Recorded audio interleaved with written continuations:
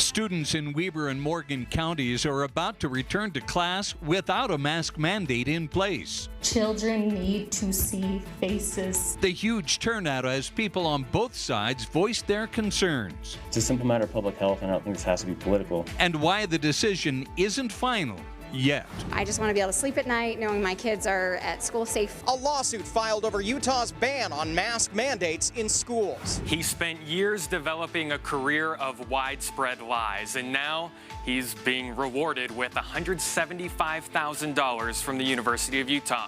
We'll show you what else is part of that settlement. What we're doing here locally is affecting the entire world. They're sending world-class athletes to compete using world-class equipment made here in Utah. We're restoring these people's lives. The role they're playing in this year's Paralympic Games.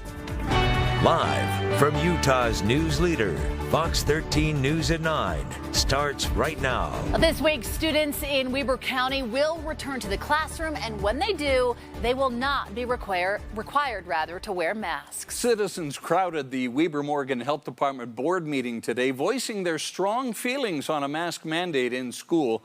Fox 13's John Franke is live in Ogden tonight. John.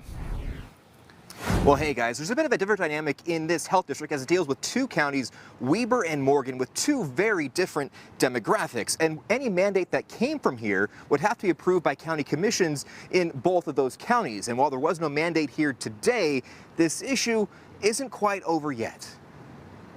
We have shown how to run a country by freedom.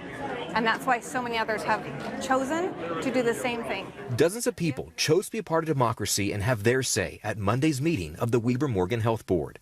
The overflow crowd all here for one item on the agenda: masks in schools. Children need to see faces.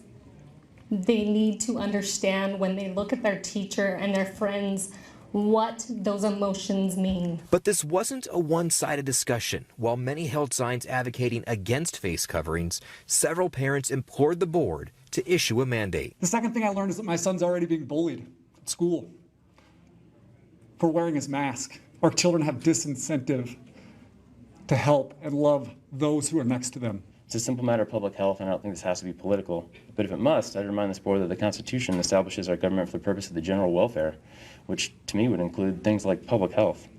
A mask is, in my opinion, no more an infringement upon civil liberty than a prohibition against drunk driving. The board is presented with currently in Weber County, 101 kids aged 5 to 12 are battling COVID.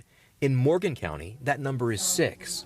As the board discussed their next steps, some in the hallway began to sing.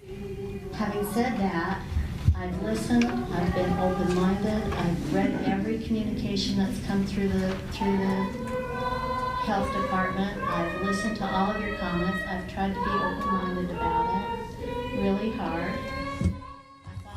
The board voted unanimously to direct County Health Director Brian Cohen to work with the county commissions to develop policies that work for schools in both Weber and Morgan counties. There was no vote on any mandate, meaning this issue could very likely come up again.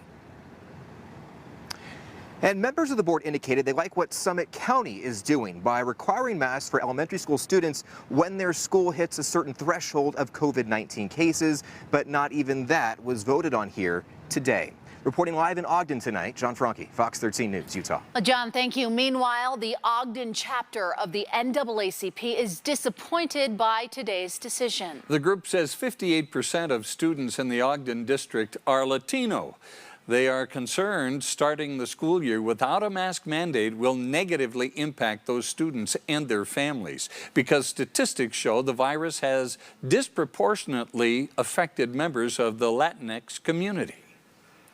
I believe in data, and I think that if it's a data-driven decision and we can come up with what's best locally for each, but we have to make sure that there aren't limitations on Director Cohen as he makes those decisions.